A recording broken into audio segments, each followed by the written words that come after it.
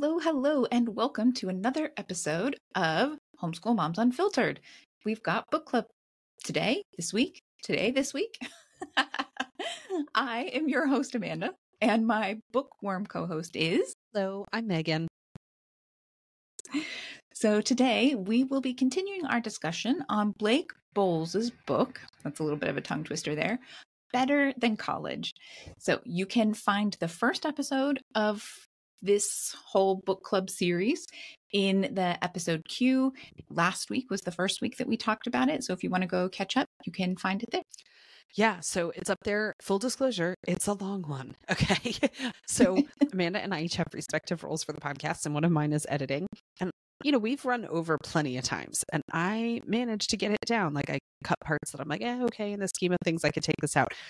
I struggled to do it. So I worked on it for ages, and I just couldn't do an amazing job of cutting parts that really didn't sacrifice the content, right?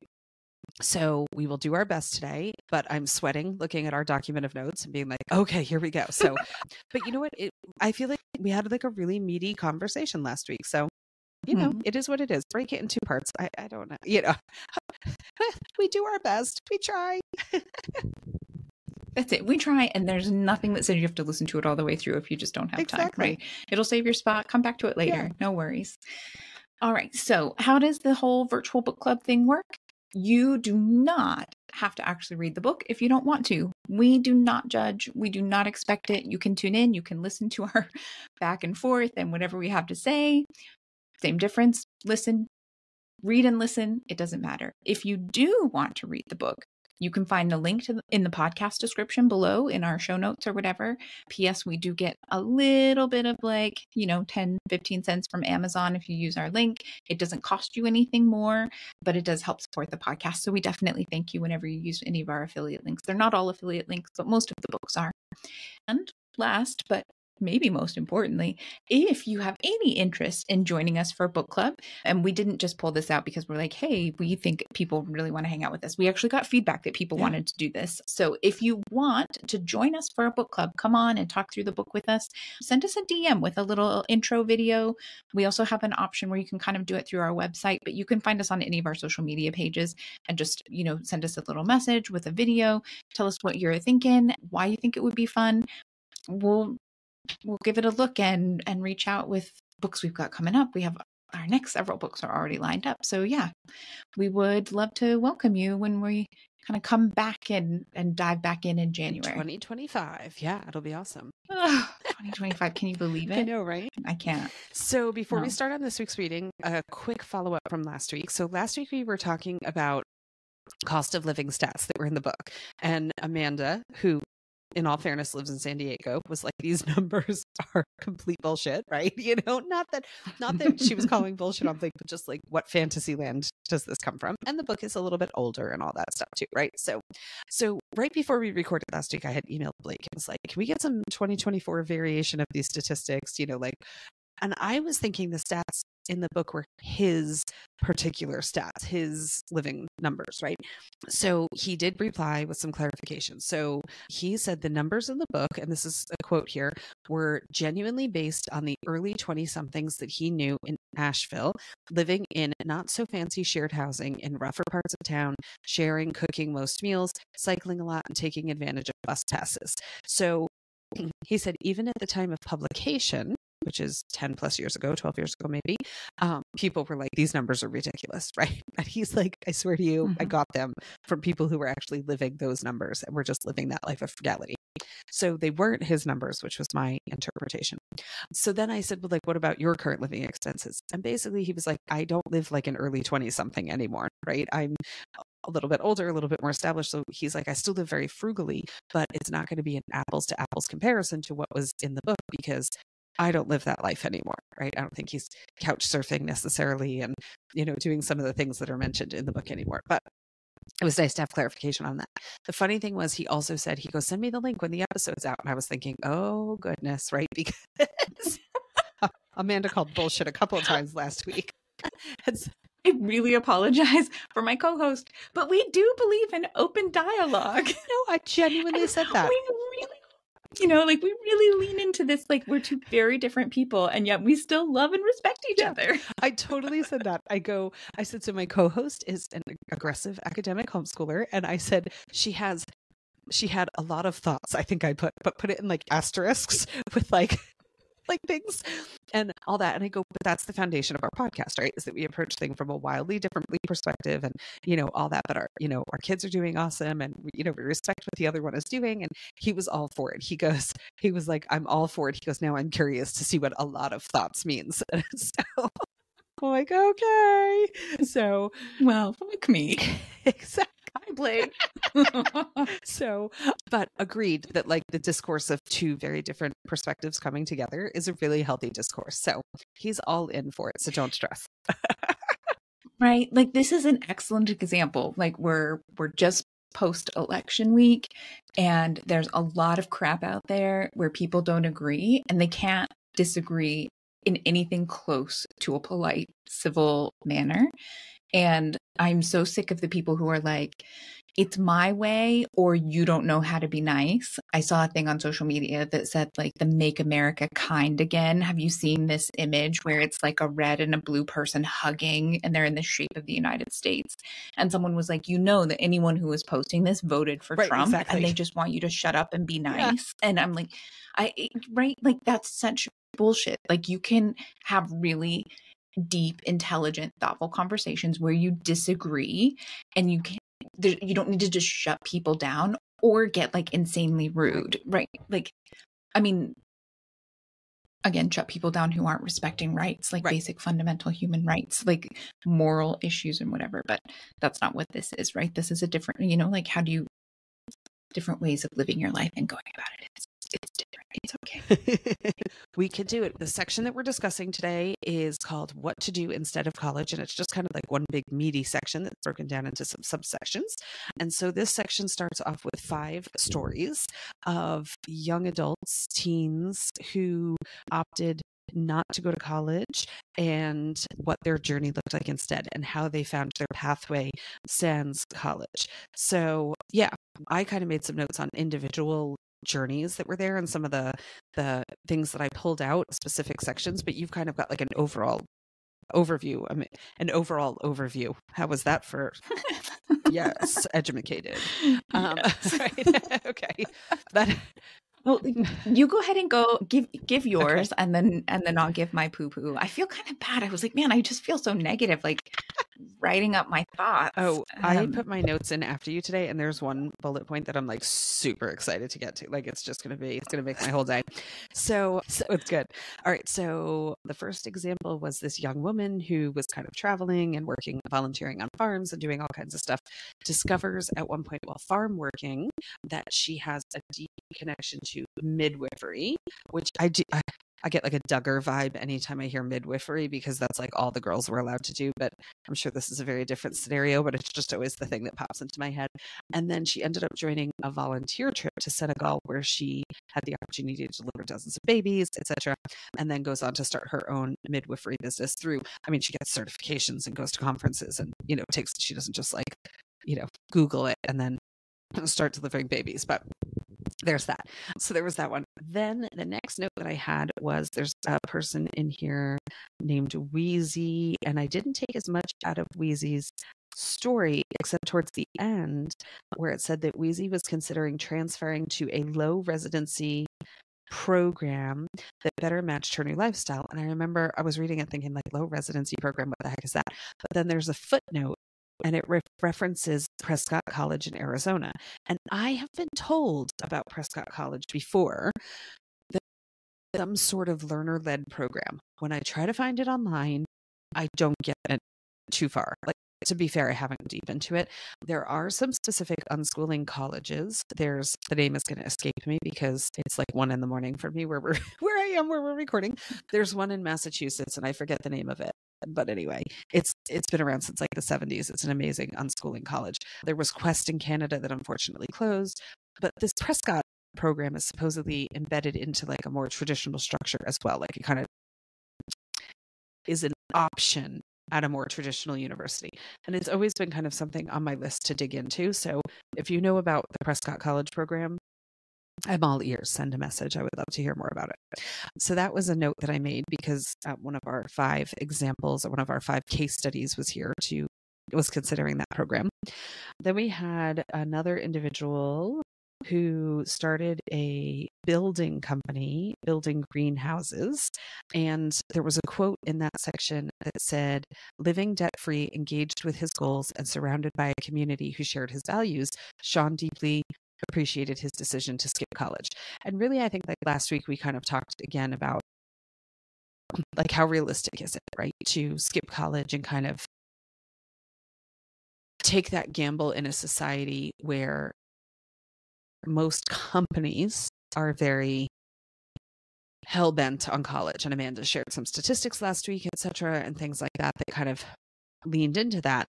But I thought, really, this is a lifestyle choice, right? It's like, yeah, I'm not going to make IBM money. I'm not going to make Facebook money. I'm not going to make, whatever.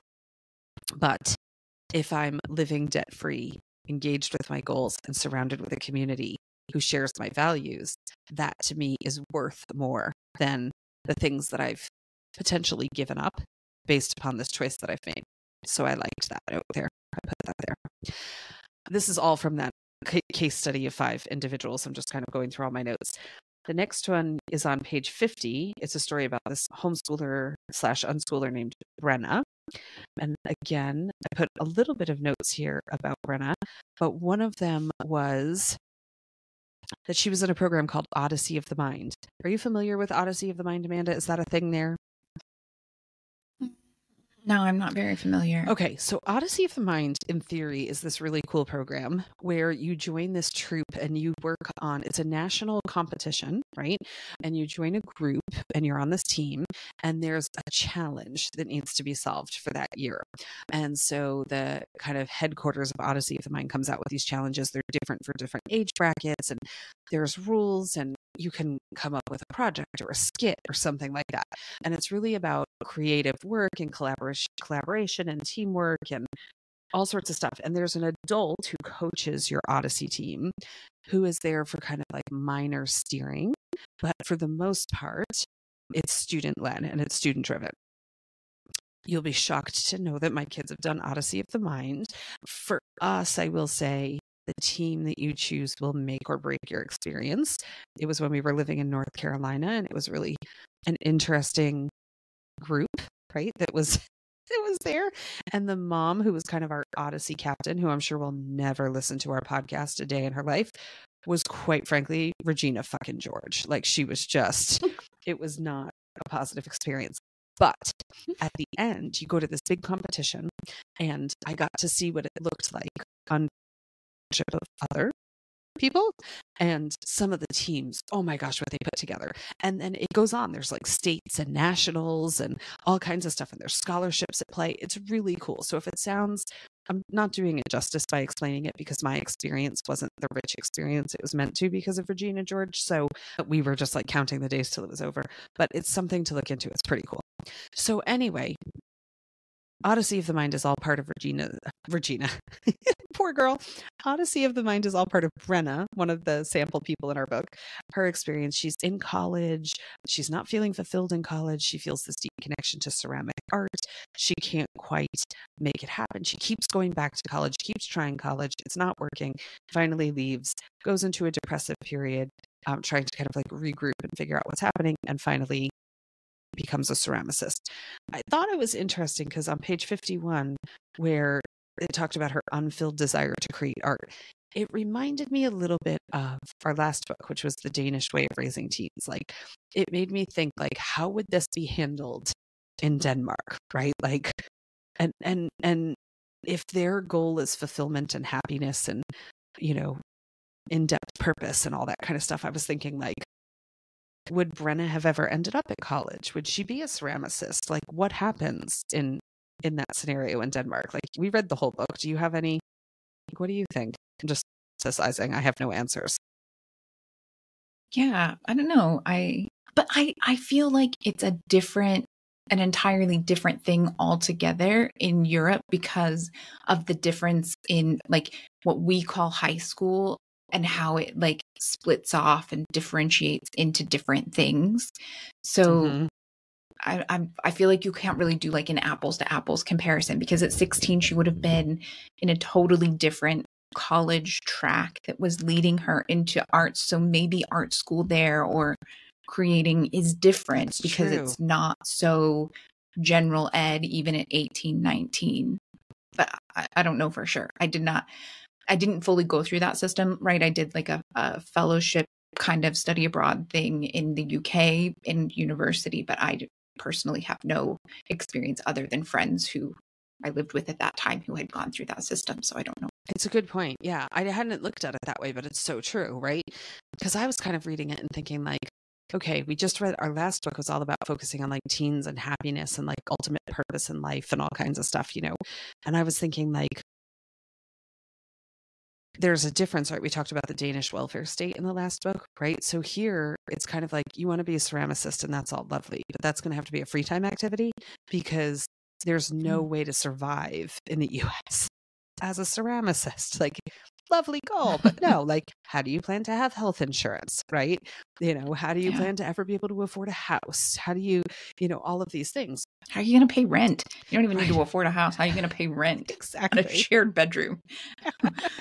Making $100 pots. Like, I know. In the book, when it was like, she had gotten up to $100 item, and I was like, oh, Amanda's going to have a field day with that. So, like, oh, you know, another few thousand pots and you'll be good to go. So it's funny because we've been playing a game. So I've been in Europe now for about 2 weeks, and my husband is in the Caribbean, which is his home country, and he's working there. And my parents are still in the States getting ready for their next chapter as well. The kids and I left ahead of time and went to Europe, and we've been playing what I've been calling Polish prices right in the family group text. For like every time I go to the supermarket, I take a picture of something and I'm like, guess how much it cost, right? You know, because the cost in the US has just become so astronomical, you know. And it's like, then I'll use like really wacky things for size reference, and I'll be like, you know, so-and-so for size reference or such and such for size reference. And it's just bananas. And so I think like maybe part of the challenge with some of the thoughts in this book surround with how unrealistic it is to not be part of the system in the US, because we don't have a government system that's going to provide in most ways, right? And so the system is your company, right? Or the system is all of that. And so that kind of struck me when I was reading that one section. So I had that note there, and I think that was the end of my notes for the five people situation. But I mean, the basic concept is right that they all find their path in some way, shape, or form, and it's not going on to say they've all become multimillionaires, but they're all happy, they're all fulfilled, they're all self-sufficient. Okay, so those were my notes. Yeah, and so I read all the same stories, and then I went back on the first page, and I'm just like, I was just like, what insane, what immense amounts of privilege like are highlighted in these stories, right? And that's, we've talked before, right? If you follow along and you know anything about us, you know, I live in Southern California, and that influences a lot. But what you might also not be fully aware of, and I have talked about it a little bit more here lately, but I grew up in a very rural area in the Midwest, right? I grew up in rural Iowa, and in a very like working class family, and so that also influences a lot of where I've come from, right? Like my parents worked very hard to give me the opportunities that I had, and I have changed my situation in life quite a lot because of that. And so when I see these things, right, I'm just like, I don't know. I really struggle with this. Like these kids, they're taking unpaid internships, and they're traveling the US and the world on mommy and daddy's frequent flyer miles. That one did stand out to me. They're just like generally doing like really unrealistic things for a lot of people. And it really reminded me of, so when I was in high school, like junior year, I was offered a summer internship for women in STEM, and it was at one of the state universities there in Iowa. It's very prestigious. It was a very big deal. And I was like kind of recruited into it or for it because in any event, I didn't get to go, right? It came with a stipend, as these things often do, but it was not a very large stipend. And my family lived several hours away from the university. So there's no way the stipend was going to cover the cost of me living in the small city where the university was and all of these kinds of things. And, they were just like, no, like you cannot afford to do that. Like you have to get a summer job that pays well, and you have to work like full time this summer because you need that money to pay for your extracurricular sports fees and your club fees. And you need to start saving up for after high school because you're going to have to move out of the house and take care of yourself. And like you need extra money for the school year to pay your car payment and pay your gas and all of those kinds of things for when the school year like gets busy and you can't pick up as many hours as you need to cover those monthly things that you have monthly expenses you have to pay for. And it's not just like because I want to go out with my friends, right? Like, no, I have to make a car payment and I have to pay for my own gas and I have, these things. And there's just like, these are the realities for a lot of people. And now in the position that I'm in and the exposure that I've had and the world that I now navigate, of course, I understand the advantage of an unpaid or poorly paid internship, right? Like I know that the kids who have the privilege of being able to attend those things and participate in those things have a huge leg up in the 100%. World. But I also know that the cost of that is far greater than most people realize and makes it really unrealistic for the less advantaged people. And for me, I'm struggling with a lot of this book because I feel like it's just not realistic for the way that I grew up and most of the people that I know. Mm-hmm. I can see that. Yeah. I mean, unpaid internships are definitely part of the problem, right? Part of the systemic problem that exists, especially in the United States. So I can completely see that. Okay. The note that I was really excited about is the next one. So this came up in some other book, right? I don't remember what book, but we've talked about this before. I didn't feel like we had. This idea. I'm sure it came up for something else, but the quote is on page 54 and it says, "Do what you love and the money will follow." It's embedded in a much larger quote. But for me, I pulled that out and it's just that thing. I've said it before. I'll say it again. Like, I do not like this way of thinking. It does not work for me. For me personally, the minute you tell me I have to earn a living from something and it's no longer like a hobby that brings me joy, but I have to actually make enough money to live off of it, like I'm not having fun anymore. Like it's not a hobby anymore. Now I have to do it. And that's I don't operate that way. My brain does not work that way. So, I mean, there's definitely those two schools of thought out there that are very, very different. And that's probably it, right? It's brain wiring, right? Because there's the people who are like, if you do what you love, you'll never work a day in your life, which is one of those cheesy sayings that floats around, right? But then there's other people who are like, you do not have to monetize your hobbies, right? You can keep your hobbies pure for the sake of enjoyment and for the sake of loving them. So it's two very different camps when it comes to that kind of stuff. So you had put your notes in the document first, and like you will likely not be terribly surprised to know that I had a profound and life-altering encounter about 6 to 7 years ago. And the core principle of it was do what you love and the money will follow. And it has literally shaped decisions that we have made in the years since. So, okay, small story. My husband is not from the US, and for whatever reason, when you're not from someplace and you see stuff like online or in the news or in books or magazines, movies, whatever, you start to like idolize certain things from other places, even though you don't really have like full reference of them. Okay. For whatever reason, my husband thought that Gatlinburg, Tennessee was the cat's pajamas, right? Like this was going to be the be all and end all of life was Gatlinburg, Tennessee. Okay. For years, he would be like, you know what we should do for the holidays? We should get a cabin in Gatlinburg, Tennessee. I'm like, why the fuck are we going to Gatlinburg, Tennessee? So when we were living in North Carolina, now it's relatively close by. There's no way I'm getting out of going to Gatlinburg, Tennessee. So we make a reservation. I run the dates by him, whatever we were going to go for my daughter's birthday, which is in April. So I make the reservation. My mom was going to come. It was like the whole thing, right? Like the week before, he ends up having to go out of the country for work. And so we end up in Gatlinburg, Tennessee without him. He doesn't even come. And I'm like, I am literally here because this is your American dream. Like, I'd never been before. There's like Main Street. Have you been before, Amanda? No. Okay. So, No. Okay. There's like a Main Street area that's like really touristy and pretty cheesy and like all that stuff. But there's a national park there, right? Which I know national parks aren't like super your jam, but Great Smoky Mountain is there, which is pretty awesome. Okay. But there's this thing that's kind of like off the beaten path from the touristy area called the Artist Circle. And it's just these amazing craftsmen who have spaces, have shops on these loops. We met this guy, Sparky, who was a glass blower. Oh my gosh. We went back multiple days. Like, he was just so incredible. And the kids were like transfixed by the whole experience.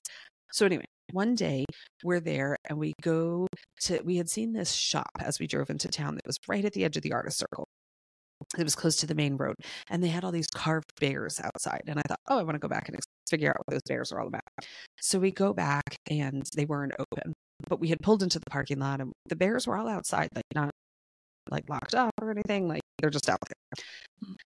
So we're just looking at the bears, and this guy gets out of the car, and long story short, we find out like it's his shop, and they're closed that day, but he was waiting on a lumber delivery, somebody who like brings him big whole logs and whatever. And so whatever, he goes, come tomorrow, I'll be working.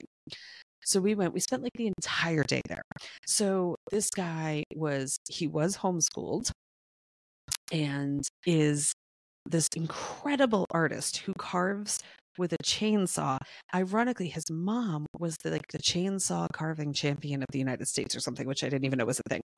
And then he's in business with his sister, and his sister does like fine detail work and then paints the bears, right? But oh my gosh, the kids just like were sucked in, and they asked a million questions, and he spent so much time with them, and it was just incredible. And that was his thing, was do what you love and the money will follow, right? So maybe like a year or two later, my own daughter, who's now 15, is an artist. We were there for her birthday. She had been doing these Acton's children's business fairs, and she was getting a little bit frustrated that she would have to spend a lot of time preparing items that she thought she would sell well at the business fair. And then a lot of times at the business fair, somebody would see something and say, oh, I love this, but I wish it was red. And so she would take a custom order. And so then after the fair, she still had work to do for the fair that was already done. And she was, for the age she was, I mean, she started at 8, she was making ridiculous money, right? But she was like, I never get to create the way I want to create, right? She was like our ceramicist friend. She was like, I never get to do the thing that I actually want to explore and grow as an artist and do all this kind of stuff. So around the age of like 11, 12, that frustration was like really kind of peaking. And I said to her, you don't need an income, girlfriend. Like, you're 11, you're 12. Like, you know, we got you. Like, you're not paying rent. You don't have a phone bill. She didn't even have a phone, you know? I said, you remember what Jake said when we went? That was his name, Jake. Amazing woodcarver. If you're ever in Gatlinburg, go see Jake. Okay. So I said, do what you love.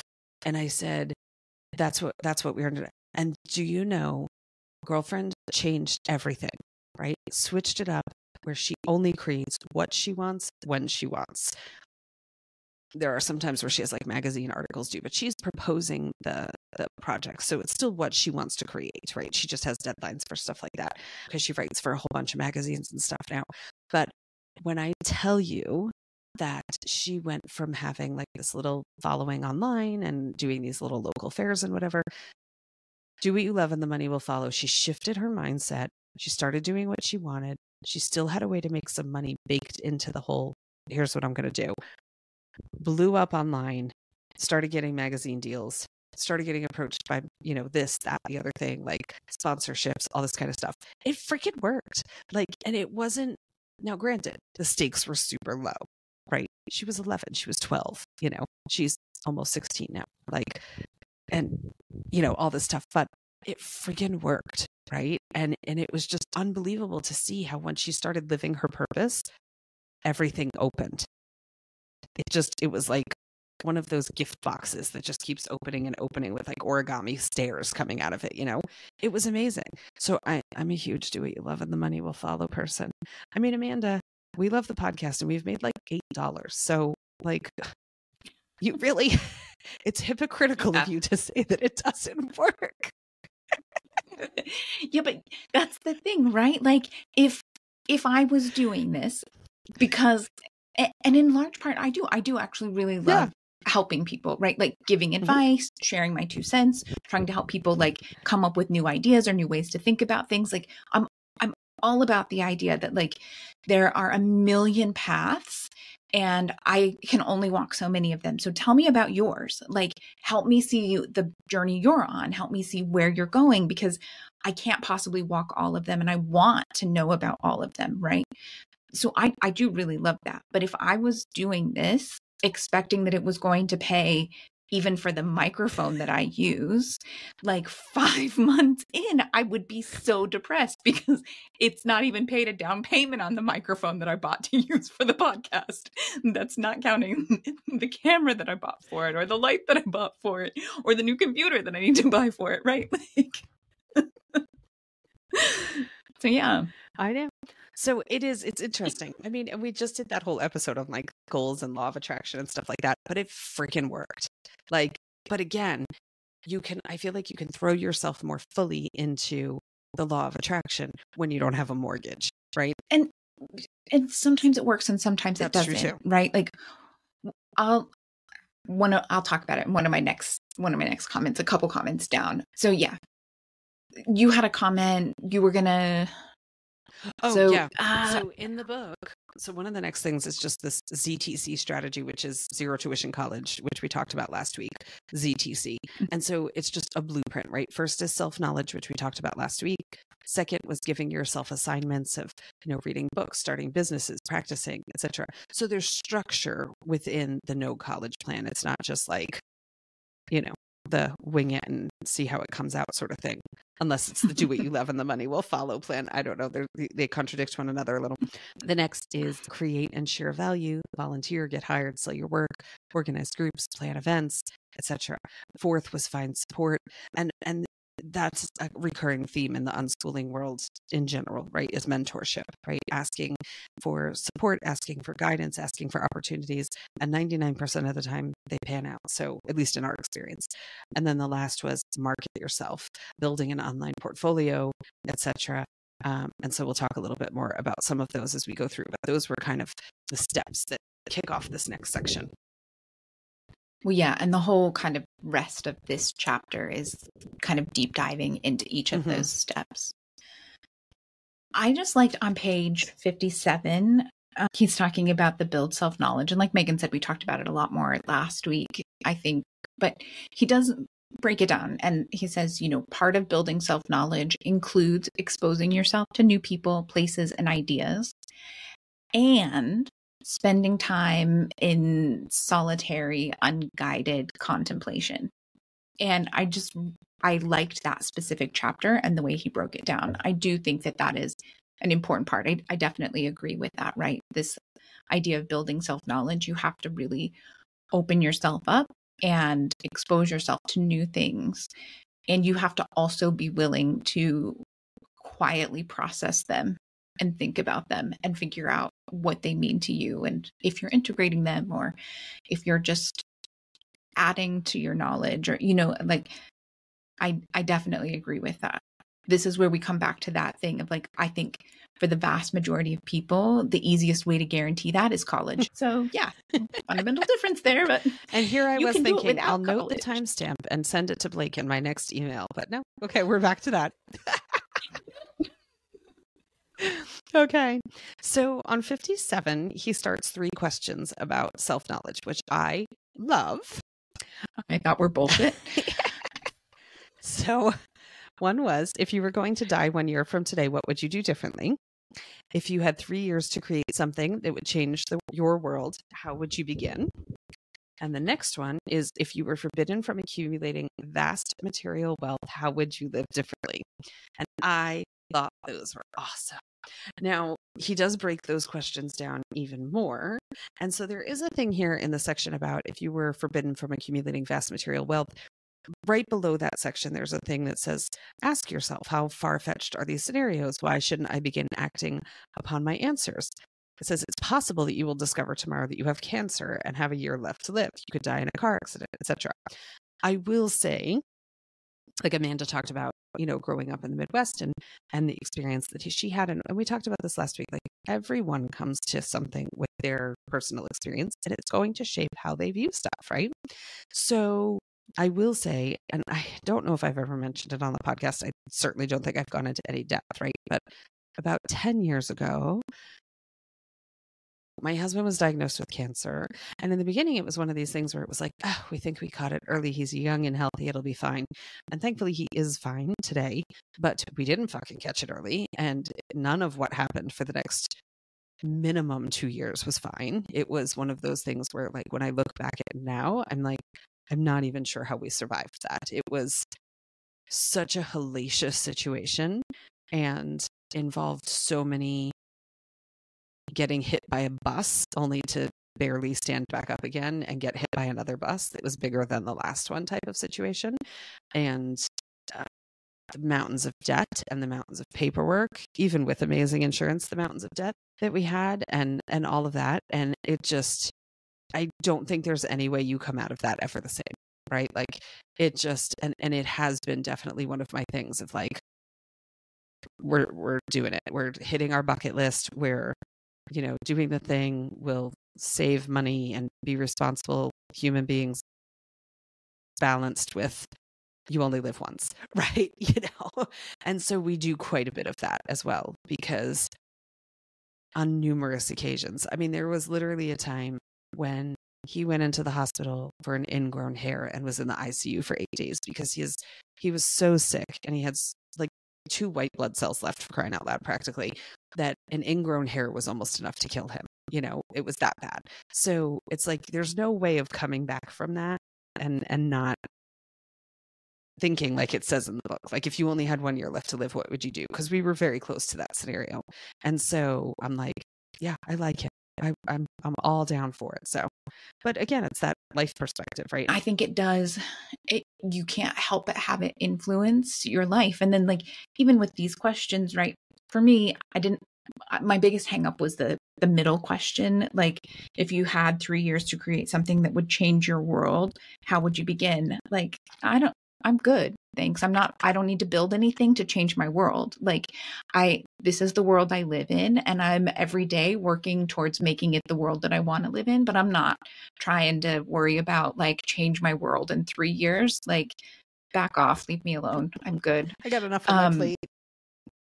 Yeah, like I'm gonna just keep plugging along in the direction that I want to go in general, but like don't put 3 years on me. That's your timeline, not mine. And then, like, if you're forbidden from accumulating vast material wealth, like, and then he goes on to say that that's basically like, yeah, you can still save, to make sure you have like 6 months of spending and an apartment to rent and things like that. But like, I would guess that the vast majority of Americans are not anywhere close to that. Yeah. And even in our family, like, we have more than that because we have retirement savings, and so our retirement savings definitely is more than 6 months worth of living expenses. But we don't have vast material wealth, and we do. Our bank owns our condo because we have a mortgage, right? And so, yeah, that's not the same as renting, but at the same time, you couldn't possibly rent where we live for the price of our mortgage, right? Our mortgage is significantly cheaper than the cost of renting these days. And so I'm like, like, even with as well off as we are comparatively, we're still probably in that category, like, without a significant amount of material wealth. And so, yeah, I was just like, I feel like what that looks like is just not quite maybe the point that he was trying to drive home, especially in this day and age. Mm-hmm. Okay. That makes sense. Then we both skipped quite a few pages before having our next notes. On 69, there's a section here. It starts really at the bottom of page 68 about create a small enterprise and goes into 69. And for me, one of my big challenges in the United States when it comes to entrepreneurship is that our country, at least in my perspective, is built around corporations, right? It's not built for you to branch out on your own and be successful. Health insurance is always top of mind for me because, you know, my husband thankfully isn't getting like consistent testing now as far as like PET scans and stuff like that, but did for 5 years after even he was in remission, right? And then after 5 years, then it was cancer free and, you know, all that kind of stuff. But like, we will never go without health insurance. Like, it's just not an option. I know there are some people who can put their head on a pillow at night and sleep that way, and that's awesome. Like, it's just, but we can't. Like, there's no way that I could ever feel comfortable doing that after what we've been through. And so it's like, as an entrepreneur, to get affordable health insurance, it's decent health insurance that doesn't have an astronomical deductible, right? It doesn't exist. So I just feel like I am all for entrepreneurship. It's been a huge part of our homeschooling journey. At some point, we'll do an episode on it. We'll talk about it. But I don't feel like the US is structured to support and uplift entrepreneurs, which sucks. Yeah. I guess, though, I would be curious if there are other places that are better and what that looks like, you know, like, because I'm just thinking about like our time of living in Europe and that thing of like, well, yes, you do have much more of like that social welfare network system, right? The safety net there, and it gives that. But in general, Europe is in many ways even more like kind of traditional and set in its ways, and like you should follow this prescribed thing. And so like, yeah, maybe you do have a small business, you have a small restaurant or something like that, but it's because your family had a small restaurant. It's the family restaurant, and you're gonna, you know, like not so much that you're completely branching out on your own or like coming up with a completely new business and like a super entrepreneurial mentality or spirit. So I wonder, but yeah, that's a whole other conversation for another podcast. In another country, hit us up in the comments and tell us how it works other places, you know, because it is a curious point. Yeah, what you think, I think it comes down. Yeah. But yeah, I also agree with you, right? I mean, it's that we can come up with a million examples. I had cancer. Thankfully for me, they caught it early, but I have a kind of cancer that you don't ever get to say you're in remission because it doesn't come back for 15 to 20 years. And so, you know, like I'm not in a position to be able to be like, oh, well, I don't need health insurance because it shouldn't come back for another 7 years. You know, like actually, I think I'm going to stick with that. And I'm going to be real worried about pre-existing condition clauses because that's never going to leave my medical chart, you know, like, and that's a fear that will just, you know, like we'll always have to be there. And, you know, these are the kinds of things that you have to be aware of. And unfortunately, in the US, it's still really important to have a job or to be married to someone who has a corporate job, right? Yeah. My next note, well, actually, I just want to quickly back up a little. So if you are on the fence about buying this book because you're like, oh, I think I get it. There's a section, we skipped over it, but he's talking about how to give yourself assignments and what that might look like for specific things. And he covers traveling the world, finding a vocation, becoming a public intellectual, teaching a course, creating a small enterprise, exploring the world of ideas. And it's like, it's really broken down. I didn't get a lot from it because it doesn't resonate with me. Like for the most part, these things, I was like, I wouldn't want to do those things. Like when I travel the world, I don't want to do those things. When I explore ideas, I don't want to put this kind of structure in and around it. So I didn't make very many notes. But if it's something that you're like, I like this idea and, you know, like, what does that look like? He does give some very specific ideas and suggestions, and it might be worth picking it up or at the very least checking it out from the library, right? So then, yeah, my next comment was on page 73, and the section is called Create and Share Value. And for me, I just like this whole section felt like the time that I lived in San Francisco from 2010 to 2011, right? The Great Recession had hit Silicon Valley, something fierce. It was that thing where everyone was working on these side projects. Everyone had their main job that brought their money in, and then everyone had like another side project, sometimes two, sometimes 3 where they're like developing a software program or an app, or they're trying to build some small company that someone's going to buy. And it just seemed like no one ever slowed down and like took time for fun, took time for friendships or relationships. I mean, it was just the hustle, right? It was all about the hustle. And even back when I didn't make enough money to really survive well, I didn't want to participate in that level of hustle, right? That did not bring me joy. That like I I may not be able to Marie Kondo my clothing, but like that did not bring me joy. It's not my jam. And I like a lot of what I read in this section of the book, I felt like there's just so much hustle, constant hustle necessary. And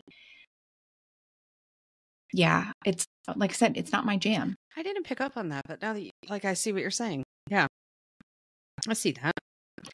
The other note that I made is we talked about in those 5 steps a little while ago about creating an online portfolio for yourself and such like that.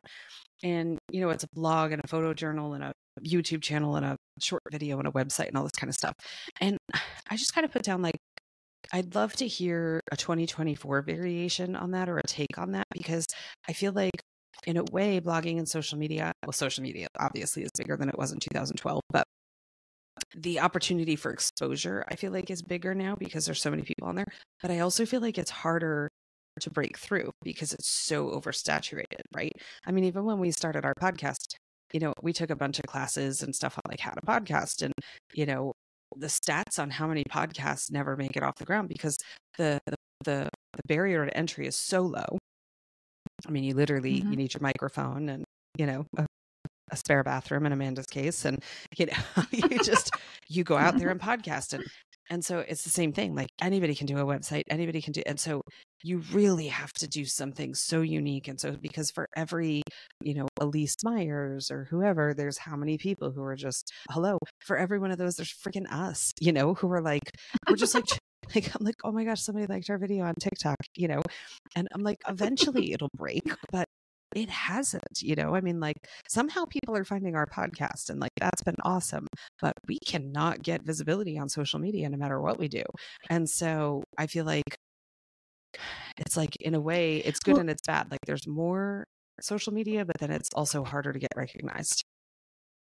Yeah, for sure. And what that looks like, right? Like there are a lot of podcasts that don't do anything on social media. Like some of my favorite ones have almost crickets on their social media pages because that just doesn't translate, right? Like your social media engagement doesn't actually really boost your podcast listens, and like they're just different markets. And so yeah, it is an interesting question of like what that looks like these days, and like blogging, what does that really get you, and is a social media presence, does that actually feed into blogging, or does it help, or how all these things.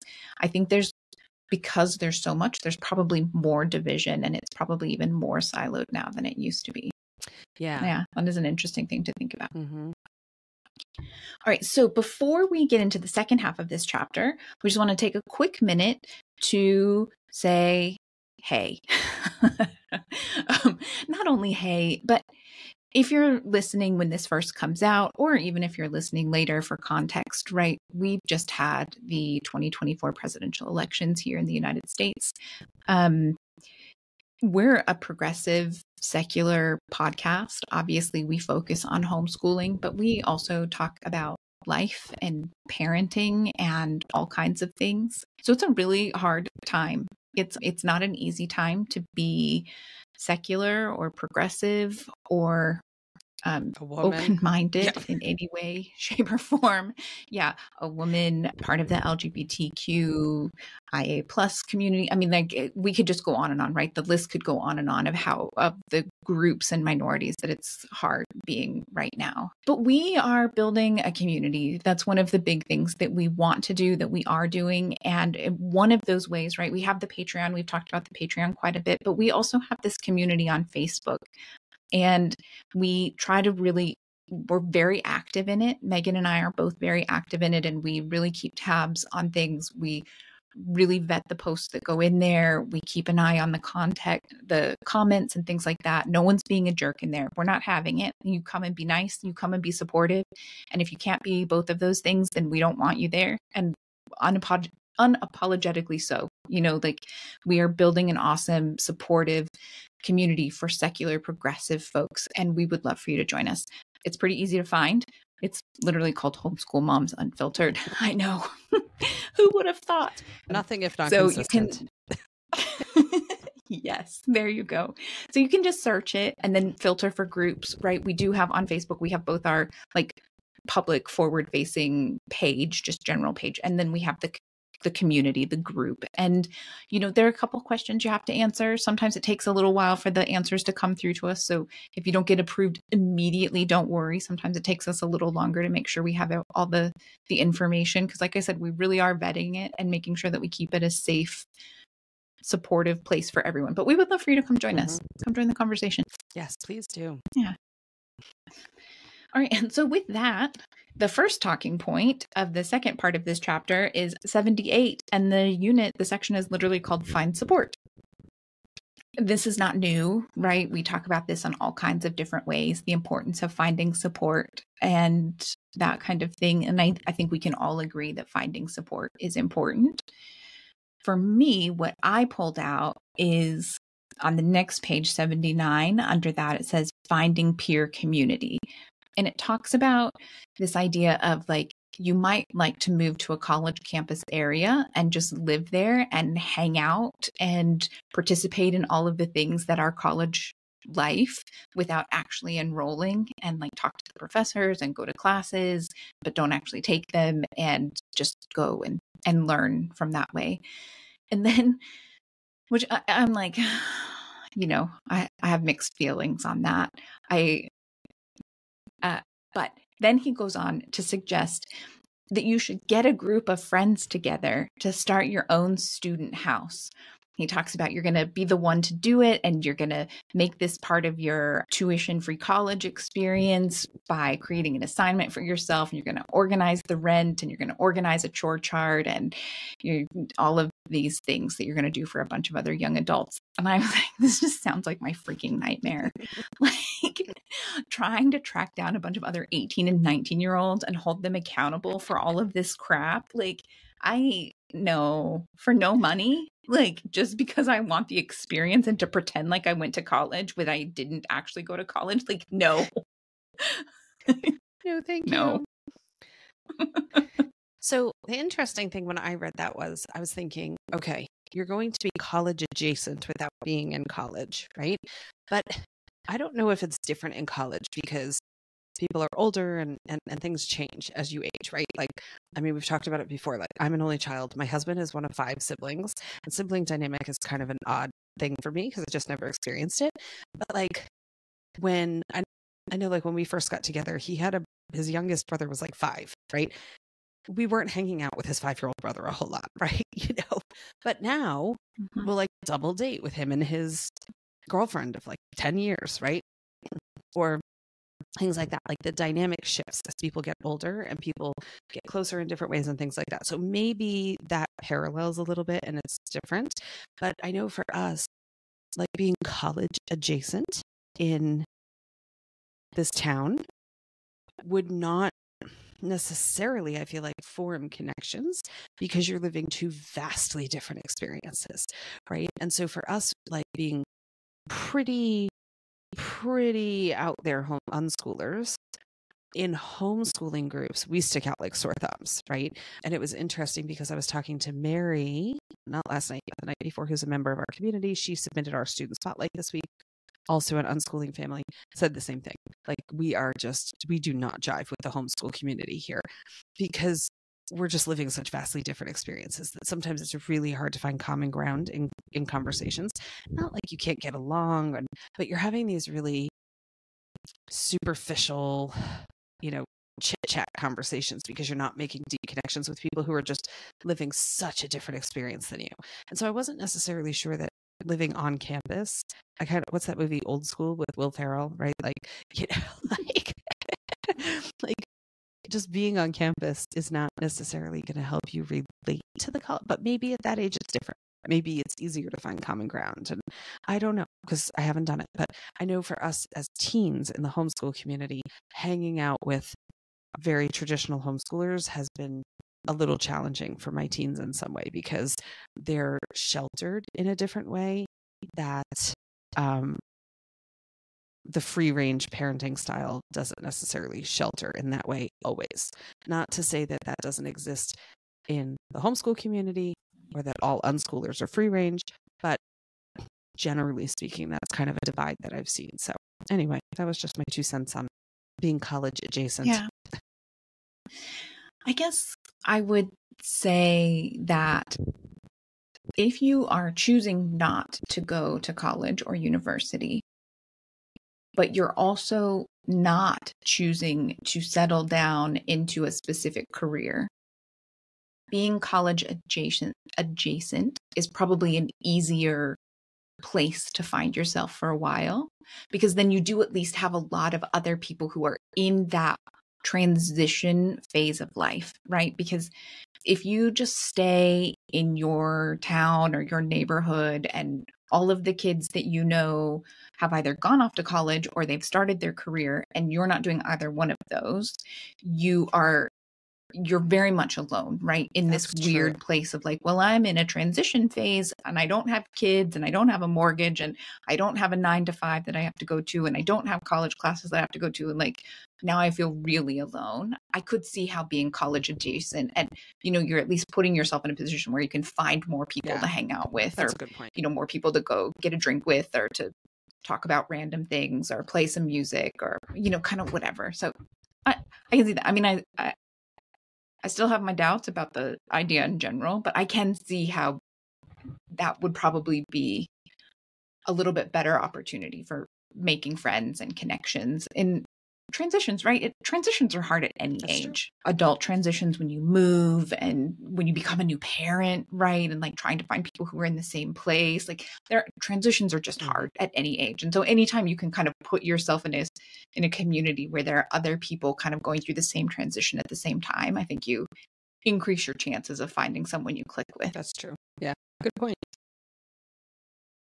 Okay, so let's see what else. My next comment was just on the next page. So you've got a new section starting on page 180. It's called Finding Mentorship and Guidance.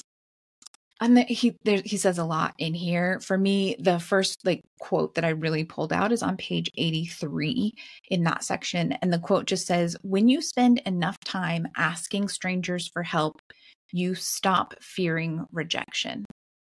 And I don't know. I just felt like that rubbed me the wrong way a little. I don't personally worry much about rejection. That's not my style. Like, I'm real big on the fact that the worst thing that's going to happen is you'll be in the exact same position you were before. But I know that I am unusual in that way. And I know that there are plenty of people out there who do have a fear of rejection. They have anxiety for a whole, there's just a whole host of reasons that you may fear rejection. And to say I'm just going to keep pushing you out of your comfort zone. And the more times you do it, eventually you're just going to be fine with it and it's going to feel great. And I just felt like that was just overly simplistic and idealistic. And does kind of go against what we were talking about in the last book with that idea of remembering that things we think should be easy for our teens aren't necessarily easy, and really supporting that and encouraging it and putting the supports in place to help them succeed. I don't think that's the same as saying well, you have to do this. And if you do it 5 times every day, by the end of 2 weeks, you're going to be like, I don't care if people look at me like I'm a moron, so maybe not quite that simple. All right. So I have the next string. This is kind of unusual. I'm like, what's happening here? So then the next one was my note as well. It's on page 87. And so one of the earlier 5 stories that we started out with, one of the kids in that are teenagers, not a kid, Tara. She talks about how she sets up accountability for herself. And in doing that, she's found someone else who is doing this ZTC, self-directed learning business as well. And they are meeting every 2 weeks, and they share their project outlines and the progress made and give feedback to each other and hold each other accountable. And I read it and I was just like, man, I don't know, like maybe when I was younger, I would have been like gung ho on all of this tracking and meeting up every 2 weeks to self-critique and peer critique and peer review. And like, I don't know. I read it now in my mid 40s. And again, like I'm disabled and I have PIM and I have ME and I have, like a bunch of neurological conditions. Like I'm just tired. Tired. Like, no. Like, and it made me think, like, the book is based on this idea that like you can do this and you're going to hustle hard. And I assume that at some point you get to stop hustling hard, but the book doesn't really outline that. And then I look at people, and I know some people who have had wild success with hustling hard, and they sold their business, or they, and they're very well off. But I know plenty of other people who have been hustling hard for decades, and they sold this business for 50,000, and, but they worked on it for 3 or 4 years. Like, that's not a very good return on investment, and, when you're like nearing 50 and you're still hustling hard and you don't have a retirement account and you don't have this, and like you're single because you ended up divorced because you didn't put any time and effort into your relationship. Like, at what point do you get to like stop hustling hard and make the most of your interpersonal relationships and just like clock in and clock out for work, or, like whatever that is, and like have work-life balance? I don't know. Yeah, I'm not picking up on that, especially in today's day and age with the cost of things. My next comment was on page 88, and it's just the last paragraph. Let me find it. So it says, it's wrapping up this specific section, and it says, finding support in the forms of peer community, mentorship, and systems of accountability may be the greatest challenge you face as a self-directed learner. And perhaps it's the reason that many young people see no alternative to college. But a college degree doesn't solve this challenge either. Successful adults must always seek out communities that nourish them, mentors who inspire them, and systems of structure and accountability that work for them. Choosing the ZTC path simply means developing these skills starting now rather than 4 years down the line. And I guess for me, I was like, again, like, in some ways, I agree that you need to be practicing this. But I think that practicing it on your own is really hard. Putting it in place without someone to help guide you and help you figure it out is really hard. And I also think that college does teach this skill with scaffolding, which is generally speaking an ideal way to teach someone a life skill, right? We homeschool. We homeschool because we want to teach our kids independence. And we don't want them to just hit the age that they're supposed to be independent and kick them out of the house and be like, good luck, ha, ha, ha. Like we're actively spending a lot of time teaching them life skills. And I feel like college does that with scaffolding. Just because you're in college doesn't mean that stuff is handed to you. Like, I was personally thinking about it, and yes, I'm old, so my college experience was many years ago. Don't tell my kid I said that. I'm always telling him I'm not old. But, back then I had 5 advisors, right? I had my advisor for my honors program. I had my poli-sci department advisor. I had my communications advisor. I had my study abroad advisor. I had my peer ministry job, which came with like a mentor advisor.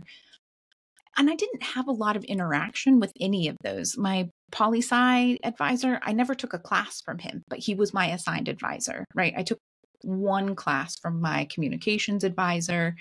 But just this idea, like I had all of these advisors and mentors, and they weren't just like in my life, right? Like they were there, they were assigned, but I still had to make the effort, right? In this kind of scaffolded situation where it was like, well, here they are, and here's their contact information. And they have, set office hours, but you have to actually make the effort to schedule a time on a day at a time, clear your calendar, get yourself there, ask the right questions, have these conversations with them, be aware of what you need, ask them for the help. And I just feel like,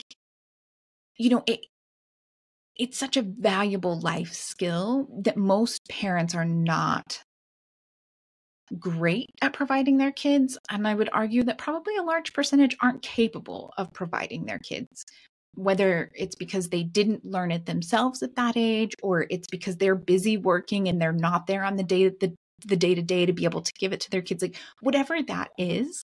And I'm like, I don't necessarily think that by going to college, you're preventing yourself from learning those skills for another 4 years. I think you're learning them. Maybe you're not having to do them without the training wheels, but you're learning them. It's a built-in structure. It's a built-in system that exists. So it's there. Some advisors better than others, but yeah, they're there, But I mean, all advisors and mentors fall into that category, So right? true. I mean, how many times have you had like a mentor that you thought was going to be amazing, and then like you're like, oh man, I gotta find a new mentor because this did not work the way I thought it was going to. Well. That's so true, right? Yeah. And then there's another section about marketing yourself where it says to skip college successfully, you will need to create your own signal. So basically he's saying that the college degree is a signal. And so it's like, okay, if you don't have the college degree, you have to come up with some other way to signal that you have these skills. And I'm like, okay, I think that's pretty cool. And there's some examples in the book of the way to do that. But then I'm thinking of like a hiring manager who is going to get, they're getting inundated, right? With applications. Mm-hmm. And so I feel like, the way that they do the online form for their applications, that has the little drop down that says bachelor's, master's, whatever, right? Some college, bachelor's, like all this kind of stuff. It's like you can scan them really, really fast because your eyes go to like certain fields and you're like, check, this pile, check, that pile, right? And I feel like if you get 30 resumes from 30 self-directed people who have 30 different signals and choose to communicate them with you in 30 different ways, it's like, how much time are you going to spend necessarily looking at that? Talk about work-life balance, right? For lack of work-life. Exactly. Like I do not have time for that, because odds are good that person is like doing their thing, like it's not their like dream job, right? To be sitting there and like reading these things where they're like pouring over them with great enthusiasm and interest. They're just getting shit done, right? So it's like, I don't know, I did in the meantime, since our last meeting, talk to a friend of mine who works in HR. I messaged another friend of mine who also works in HR, but in Europe, and I haven't heard back from her yet, but I did ask somebody that I know, because last week we kind of talked about like, if you don't have a college degree, like is AI even like filtering those things out, and not even looking at those. And she said at the company she's working for, no, because they're taking experience into consideration, but it's happening in other places and things like that. So, and maybe it's still just an early trend where we'll see more of it as that technology pervades and all of this. People are so scared of AI right now. And I'm like, do they not realize like freaking Clip It? You remember the Clip It guy in Word, like all those years, like that was AI, right? Like this is. Well, that's it. Back when I worked in Silicon Valley, like when I lived in San Francisco, I just talked about that, right? It was like a decade and a half ago. And they were already talking about, Yes. like how the computer, like software, like sorted things. Like it's just being used in new ways, So yeah. Anyway. All right, your next comment made me laugh. I cracked up laughing when I was typing my notes in here. I know. So on page 91, it's called Building Your Portfolio. And I just said, like, seriously, at this point, like, I don't want to build a portfolio just because every book that we've read says that I have to. And apparently I don't take well to that level of have to anything, right? Like, I'm so tired of hearing that I have to build a portfolio that now I'm like, fuck you and your portfolio. I don't wanna. Yeah. Yep. Yeah, I did like that. All right. For me, the kind of next runs from 96 to 102, and it's titled Getting Your Foot in the Door. And generally speaking, it seemed like this section was talking about internal referrals, pretty much the whole thing. It kind of wraps up with this quote that says, quote, "Doing zero tuition college doesn't reduce your hiring potential in the modern job market. It simply changes your trajectory. Why compete with droves of college grads trying to push their way through the front door when someone can wave you through the back?" And I was just like, say what? That's why I was laughing at your note. What? Like, what is he even talking about right now? Because like, I have helped so many people with internal referrals. And my husband is always like, he's constantly, people are reaching out. And both of us, right? We're on LinkedIn. You can find us and people are like, oh, do you know this person? Oh, you're like 2 degrees removed from this person. Can you help with this? Can you make this introduction? Because everyone wants someone who works in the company to put their resume in, right? Because it goes in a different pile. Mm-hmm. And I can guarantee you that every single person that either one of us has helped had a college degree. So I'm like, I just want to make sure you're real clear about the fact that if you think that this ZTC and an internal referral is some secret back door that you can just walk through because no one with a college degree is doing it, like you've got a very rude awakening coming. Like there are plenty of people with college degrees also utilizing internal referrals. I mean, that's that saying that's gone on forever, right? It's not what you know, it's who you know. That's that. Mm-hmm. It's a saying for a reason. It's the way of the world.